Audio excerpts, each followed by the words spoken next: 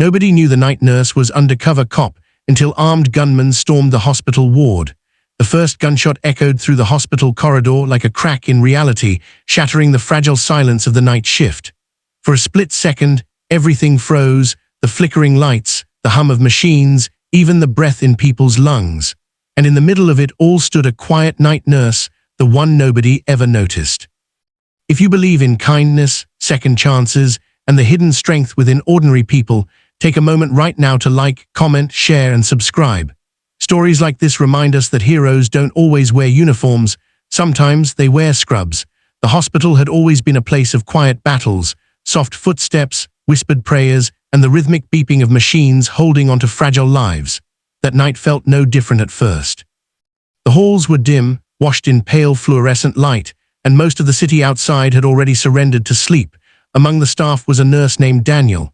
He was the kind of man people rarely paid attention to.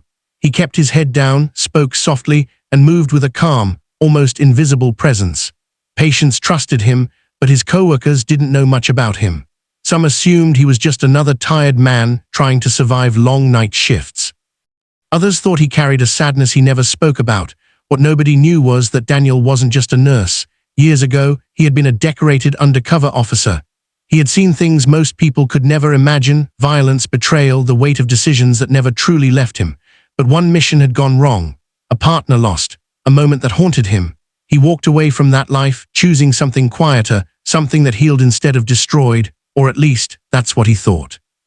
That night he moved from room to room, checking vitals, adjusting IV lines, offering gentle reassurances to patients who stirred in uneasy sleep.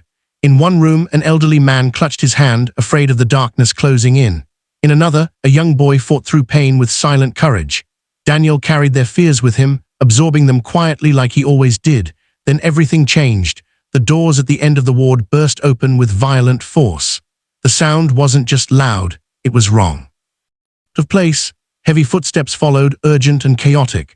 A man entered, his face hidden beneath a hood, his hand gripping a gun that gleamed under the harsh lights. Panic spread instantly, a nurse screamed. A tray crashed to the floor. Somewhere a patient began crying. Daniel didn't move at first, not because he was afraid, but because something deep inside him had awakened. A part of him he had tried to bury. His mind shifted, instincts sharpening, senses heightening.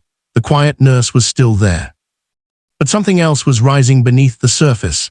The gunman shouted, his voice trembling with desperation more than anger. He wasn't just dangerous, he was broken.